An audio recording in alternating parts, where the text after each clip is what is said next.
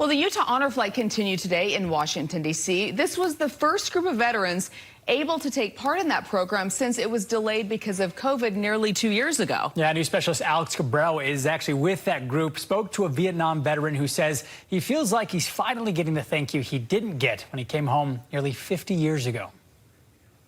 That's right. We're continuing our tour here with the Utah Honor Flight in Washington, D.C. Yesterday was a pretty big day.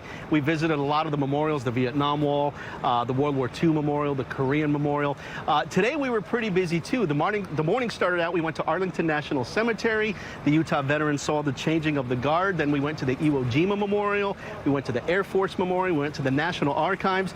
Right now we're taking a little bit of a lunch break before they go into the Navy Museum. Everybody having a little bit of lunch before we continue our day. But we wanted to stop and chat with Gary Bloomquist. He's a veteran. He served in the Marines during Vietnam, lives in Cottonwood Heights. And Gary, we were chatting here. Yep. What does this trip mean to you? This Utah Honor Flight, what does this mean to you to be here and see these sites? It's referred to as the Forgotten War, where when I came out of Vietnam, the last instructions I received from commanding officers was don't wear your uniform.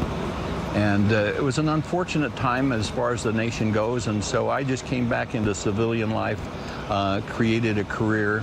I've had 3 beautiful daughters. I have one with me today. But I wish that everyone could have this experience, and I'm grateful to those people that and the charities, some nonprofits and individuals that have taken the compassion and time to donate to make these trips possible.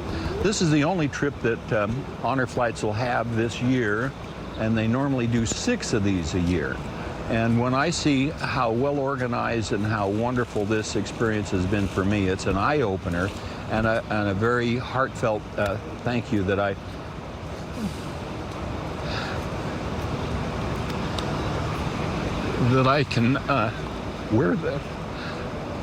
can wear this hat and feel proud. It wasn't like that when you came home, but I've heard from a lot of Vietnam veterans that they feel like you're getting the thank you now. It is, and I've made some good friends. We've celebrated a veteran with his 103rd birthday. There are 5 veterans here that are over 100.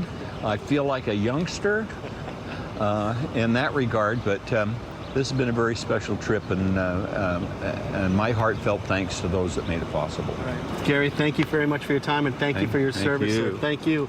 And we're not done here on KSL. Coming up tonight on our 10 o'clock newscast, we told you some of those places we went, Arlington, Iwo Jima. We interviewed some of the veterans when we were at those memorials, and we'll share their stories with you coming up in our 10 o'clock newscast. For now, though, here in Washington, D.C. with Gary, I'm Alex Cabrero.